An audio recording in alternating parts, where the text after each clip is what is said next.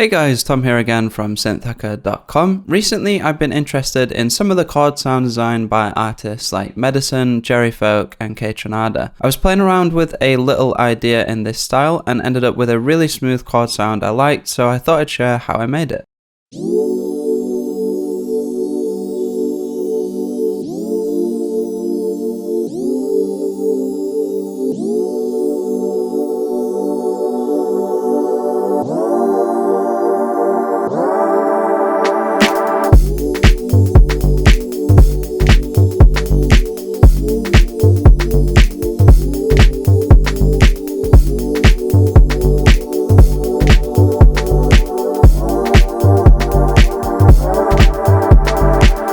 One thing that's really cool about this sound is that apart from some EQ and sidechain, there's no external processing. We're going to start with using the analog BD sine wavetable in oscillator A, and we're also just going to temporarily pitch this up an octave until we get round to pitch modulation later on. Let's also thicken the sound up and add some width by adding a few voices of unison to our oscillator. The base of the sound is very harmonically simple. What gives it most of its character is the modulation we'll be adding later on. Because this wavetable is based on an imperfect sine wave though, you can add some harmonics to the sound by playing with the wavetable position parameter.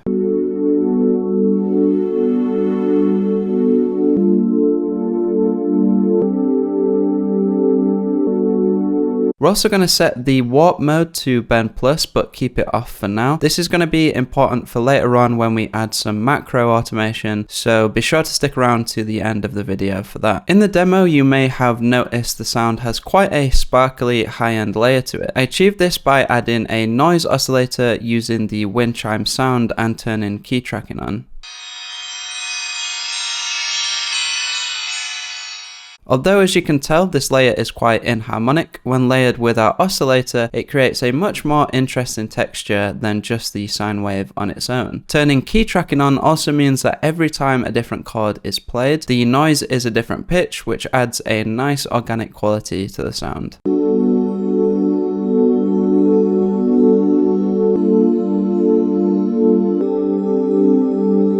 To give our sound the shape we're after, we're just going to soften up the start of the synth by increasing the attack value and bringing down the sustain level a bit.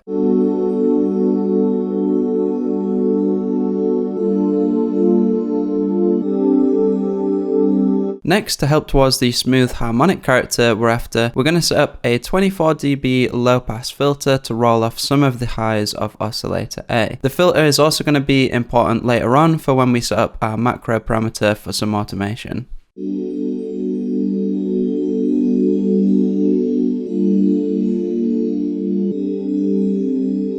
Now, one really simple technique for adding character to these types of sounds is pitch modulation. We're going to set up envelope 2 with a slow attack, full sustain and very little release. If we go into the mod matrix, we can set this up to modulate the global pitch within Serum, making sure to enter ST after our value so Serum knows the modulation range is in semitones.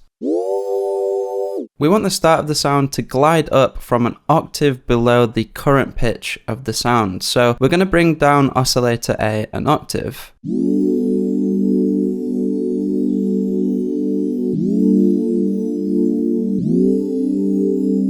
The great thing about modulating the global pitch instead of just our oscillator is that it's also going to affect the wind chime sample, helping to glue the layers together. We can change how long our pitch modulation lasts for by increasing or decreasing the attack of envelope 2, as well as altering the envelope curve to make the pitch modulation more or less linear.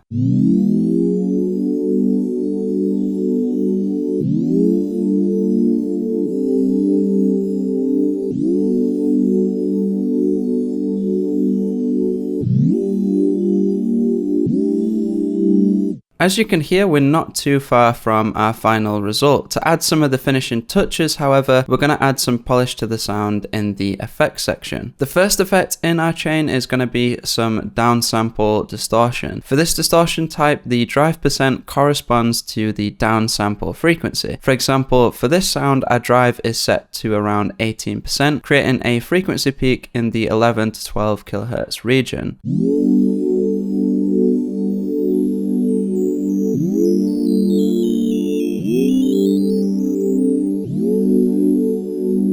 Although this is a nice effect, we want to blend it in with our sound more subtly, so we're going to reduce the mix amount to 0 and then use the same envelope we used to modulate the pitch to modulate it.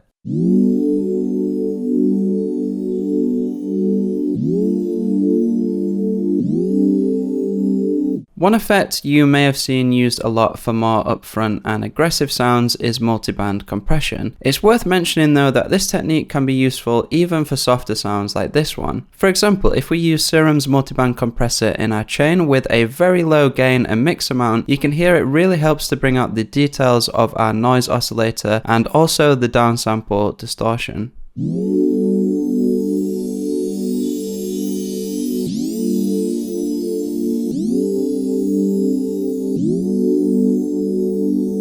Next, to thicken the sound further, we can also just add some chorus, keeping most of the parameters at their default settings and using around a 50% mix amount.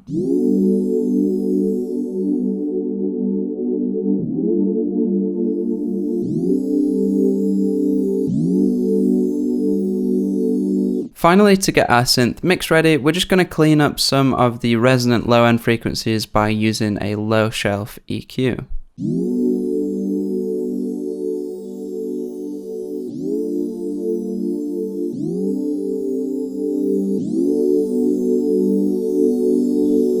With our sound now complete, we can start thinking about how we might want to automate certain parameters to keep it interesting in our mix. A great way to make this easier for ourselves is to use Serum's macro controls, which let you simultaneously control multiple parameters at the same time. At the beginning of the video, you remember we added the bend plus warp mode to oscillator A. When this parameter is increased, it essentially squashes the waveform, resulting in there being more upper harmonics generated. Let's set up a macro to control this.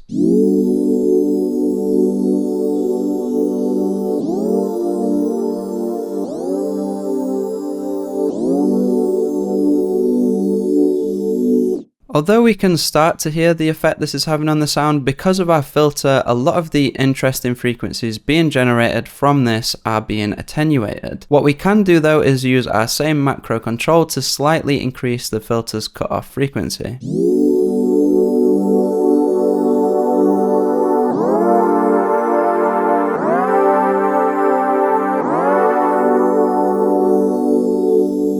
Then finally, the last thing I modulated with the macro was oscillator A's unison detune amount.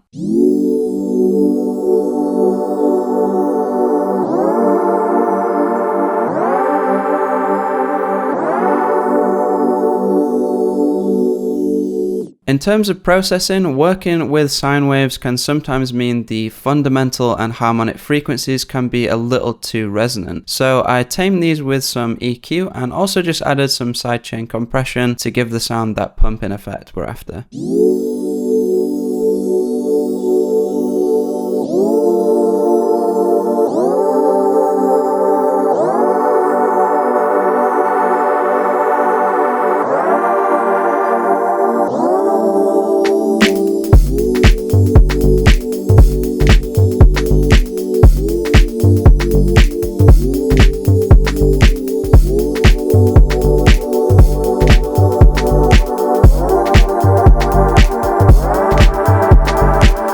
And there we have it, a very simple but effective chord sound that could be used in a lot of different styles of music. Hopefully you like the synth and learn a few tricks you can use in your own sound design. As always, if you want to get your hands on this preset as well as all my other tutorial presets, they're included with every pack over at synthhacker.com, or you can click the link in the description below. To stay up to date with new tutorials, be sure to subscribe and click the notification bell, and also let me know in the comments what types of sounds you'd like me to cover next. So that's all from me, guys. Thanks a lot for watching, and I'll see you in the next video.